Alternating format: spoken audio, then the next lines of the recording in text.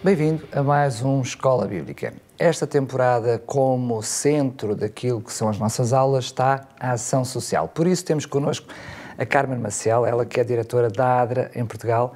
Mais uma vez, Carmen, bem-vinda. Muito obrigada. Mais uma aula, mais um assunto, e tínhamos prometido que hoje o contexto da nossa aula seria vivendo a esperança do Advento, ou seja, da segunda vinda de Jesus Cristo. Qual foi o sumário que tu escolheste para nós hoje? Hoje o sumário é bem curtinho, mas ele deixa antever-nos que os adventistas do sétimo dia vivem e são conhecidos como um povo de esperança. Com essa esperança vivem no presente como esperam vir a viver no futuro. Muito bem, então, como o texto que será a base da nossa aula de hoje, encontramos em 1 Coríntios, no capítulo 15, o versículo 58, que diz o seguinte: Portanto, meus amados irmãos, sede firmes e constantes, sempre abundantes na obra do Senhor, sabendo que o vosso trabalho não é vão no Senhor.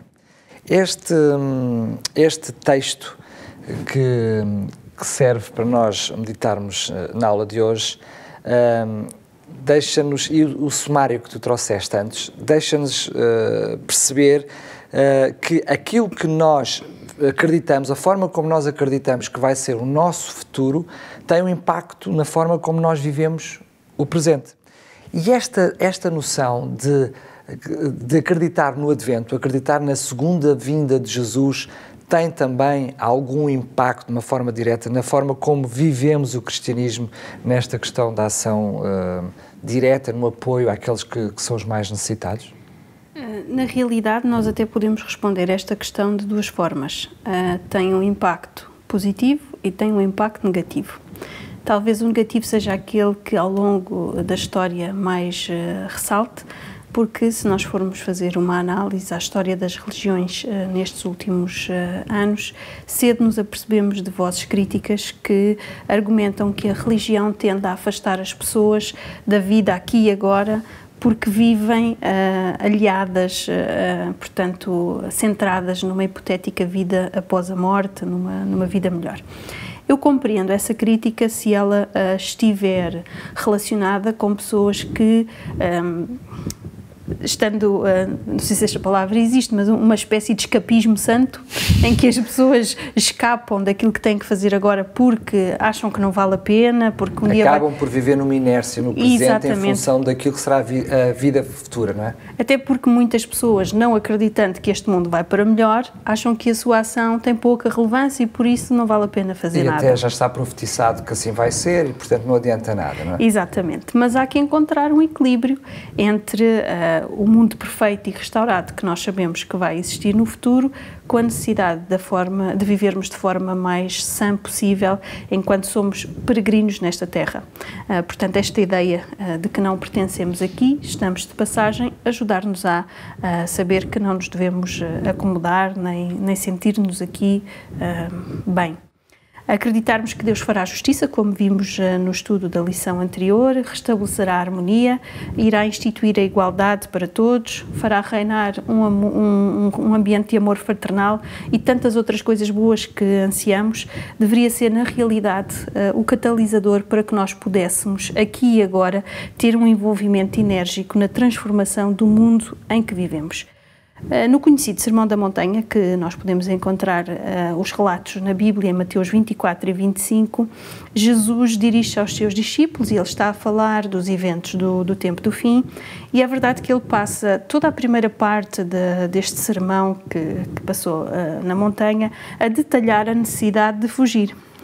Jesus chega ao ponto, no versículo 22 do capítulo 24, de dizer que se aqueles dias não fossem abreviados, ninguém se salvaria. E, portanto, que havia esta necessidade de fuga. Mas isto é apenas uma introdução àquilo que vai ser o final deste sermão, ou seja, as promessas de Deus que são dirigidas a todos aqueles que o desejam seguir. Assim nós podemos concluir que focarmos no aspecto da fuga ou do alheamento do mundo que nos rodeia presente, neste mundo doente, é perder de vista o ponto mais profundo daquilo que Jesus queria apresentar.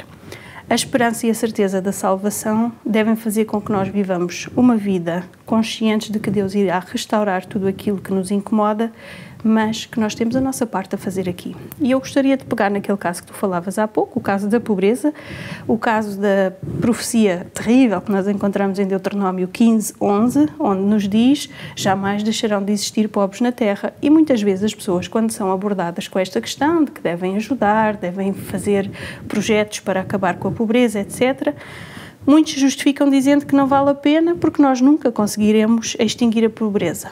Mas não é isto que Deus deseja, que vivamos encostados à sombra da bananeira, como se costuma dizer, enquanto outros padecem, só porque sabemos que um dia Deus irá pôr fim à miséria e ao sofrimento.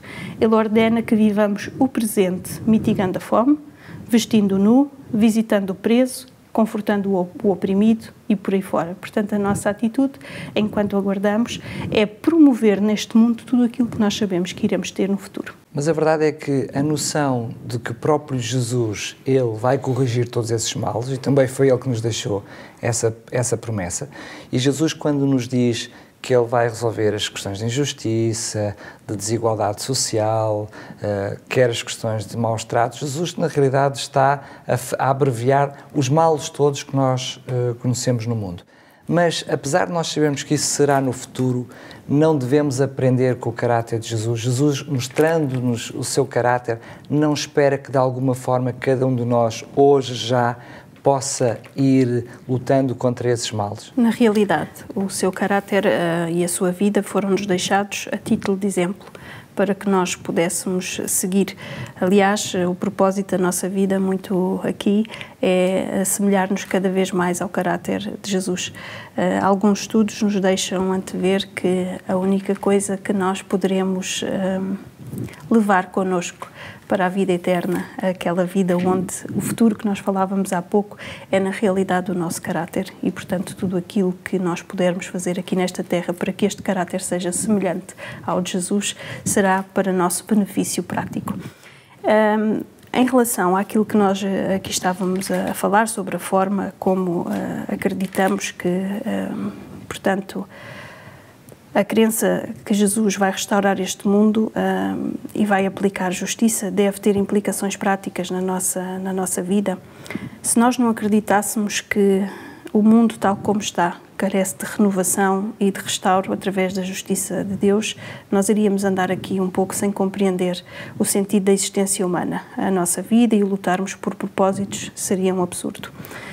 A propósito disto, gostaria de partilhar com aqueles que nos seguem um comentário de Jonathan Duffy, presidente da AD Internacional, num manual de estudo onde ele refere esta questão do apoio aos necessitados, e ele diz assim: como já vimos, a Bíblia insiste em que vivemos no mundo que Deus criou e ama, mas é um mundo que escolheu e que enveredou pelo caminho errado. Mas Deus está a trabalhar para concretizar um plano de recriação, tudo através da vida e da morte de Jesus. O juízo feito por Deus é uma parte essencial da sua ação de endireitar o nosso mundo, para aqueles que estão no extremo receptor de todos os males do mundo, os que têm sido marginalizados, brutalizados, oprimidos e explorados. A promessa do juízo é seguramente uma boa notícia. E esta forma de atuar de Deus, de promover a justiça, retira-nos na realidade um fardo dos ombros. Enquanto estamos a peregrinar nesta terra, nós possamos ter em conta que basta a cada dia o seu mal e, portanto, nós devemos envolver-nos para que possamos minorizar o mal de cada dia, promovendo a esperança de restauro e de salvação eterna. Utilizaste a expressão esperança. E eu penso que qualquer crente, qualquer cristão, acaba por ter uma vida naquilo com a mente no futuro, no porvir, precisamente apoiado nas promessas e na esperança que Deus nos dá. Deus teve até alguma dificuldade em trazer-nos as esperanças de como ia ser a nossa vida depois da sua segunda vinda. Ele teve tanta dificuldade que até, porque ele diz que aquilo que o homem não imaginou, aquilo que o olho nunca viu, ou seja, como é que Deus iria explicar as maravilhas da nova terra. Mas mesmo assim Deus nos deixou algumas promessas. Que promessas foram essas? Deus deixou-nos promessas maravilhosas que devem servir para nós como forma de alento, de querermos e ansiarmos por esta transformação. Convido todos aqueles que nos ouvem e que nos seguem para que possam estudar os capítulos 21 e 22 de Apocalipse, onde encontramos um resumo destas promessas que Deus nos faz. Eu vou sumariar por tópicos, porque não consigo fazê-lo de outra forma, mas as promessas são basicamente 7 e dizem o seguinte: nós teremos um novo céu e uma nova terra, porque os primeiros deixarão de existir, portanto esta terra povoada pelo pecado, tal como nós a conhecemos, deixará de existir e será renovada. Habitaremos numa cidade santa, chamada a Nova Jerusalém. Todas as coisas serão novas. Deus habitará connosco e poderemos contemplar a sua face. Deus enxugará toda a lágrima dos olhos da humanidade. Deus extinguirá a morte. Esta apenas surgiu, relembro, como salário do pecado. Portanto, a morte não existia, não era plano de Deus. E por isso também não haverá mais luto. Por fim, a promessa de que não haverá mais pranto nem dor. Como tu dizias, e muito bem, trazia aqui para sumariar 1 Coríntios 2,9, as coisas que o olho não viu e que o ouvido não ouviu e não subiram ao coração do homem, são as que Deus está a preparar para aqueles que o amam. Para mim isto são promessas maravilhosas, porque o meu coração fica muitas vezes apertadinho e, estando sozinha, às vezes diante de situações que tenho que resolver, choro. É uma confidência que vos faço, não à frente das pessoas, mas muitas vezes quando as pessoas me deixam, porque vejo situações de miséria, de dor, de incapacidade, a que não consigo alcançar. Há outra coisa que para mim é angustiante quando vou na rua. Isto acontece muito em Lisboa e vejo pessoas com um ar completamente alheado, que vagueiam, que se nota que perderam o juízo, o são, estão completamente desnorteadas, andam para trás, para a frente, e eu cruzo-me com muitas pessoas e fico verdadeiramente incomodada com isto. Fico muito incomodada quando vejo crianças órfãos, resultado de catástrofes, resultado de guerras, de outras situações. Sejam quais forem estas situações, às vezes apetece-me adotar esta gente toda, levá-la para casa e criar condições, e muitas vezes digo ao meu marido, à minha filha, quando vão comigo e vemos estas situações, tomara que Jesus volte rapidamente, porque isto magoa demais, e esta noção de que, na realidade, a frustração por não conseguirmos fazer aquilo que desejaríamos tome conta de nós, nós devemos tentar fazer ao máximo, ou seja, não devemos pensar, só porque eu não consigo resolver no todo a situação desta pessoa, também não vou minorar hoje a sua situação, não. Se nós conseguirmos fazer a diferença da pessoa nesse dia, já na realidade estaremos a cumprir um mandato que Deus nos dá de beneficiar as outras pessoas com as bênçãos que Ele nos dá. E, portanto, fazendo a nossa parte neste mundo vacilante, temos a certeza de que o mundo não irá para melhor, mas a vida de uma pessoa pode ir para melhor se nós resolvemos intervir e fazer algo. Esse é o que Deus espera de cada um de nós, que nós possamos intervir, sendo na terra, as suas mãos, os seus olhos, a sua boca, no auxílio dos outros. Mas o que é que acontecerá com aqueles que, de alguma forma, não aceitarem este repto de Jesus? Não aceitando este repto de Jesus, não aceitam também as bênçãos de Deus. O que é que acontecerá com estas pessoas? Esta pergunta que tu agora colocas requer uma resposta que é extremamente solene para que eu use palavras minhas para responder. E por isso eu gostaria de partilhar com aqueles que nos ouvem e nos veem, sobretudo com aqueles que ainda não acreditam na salvação através da morte de Jesus Cristo, aquilo que poderá acontecer, não para que tenham medo, mas que possam tomar consciência e possam tomar uma tomada de decisão em favor da sua salvação. E por isso eu gostaria de partilhar convosco, já aqui trouxe inúmeras vezes citações da escritora norte-americana Ellen White, é uma voz reconhecida no seio da Igreja Adventista do Sétimo Dia, acreditamos que foi alguém verdadeiramente inspirado por Deus, e no seu livro O Grande Conflito, ela acaba por explicar de forma muito clara aquilo que irá acontecer àqueles que, na realidade, decidirem não enverdar pela aceitação das promessas de Deus. E diz assim, na página 543 e 544, quando a voz de Deus põe fim ao cativeiro do seu povo, há um terrível despertar daqueles que perderam tudo no grande conflito da vida. Enquanto durou o tempo da graça, estiveram cegos pelos enganos de Satanás e desculpavam a sua conduta de pecado. Os ricos orgulhavam-se da sua superioridade sobre aqueles que eram menos favorecidos, mas obtiveram as riquezas, violando a lei de Deus. Negligenciaram alimentar o faminto, vestir o nu, tratar com justiça e amar com misericórdia. Procuraram exaltar-se e obter a homenagem dos seus semelhantes. Agora, despojados de tudo o que fazia deles grandes, estão desamparados e indefesos. Olham com terror para a destruição dos ídolos que puseram à frente do Criador. Venderam a sua alma em troca das riquezas e prazeres terrestres e não procuraram enriquecer para com Deus. O resultado é que a sua vida foi um fracasso. Os seus prazeres agora transformam-se em amargura, os seus tesouros em corrupção.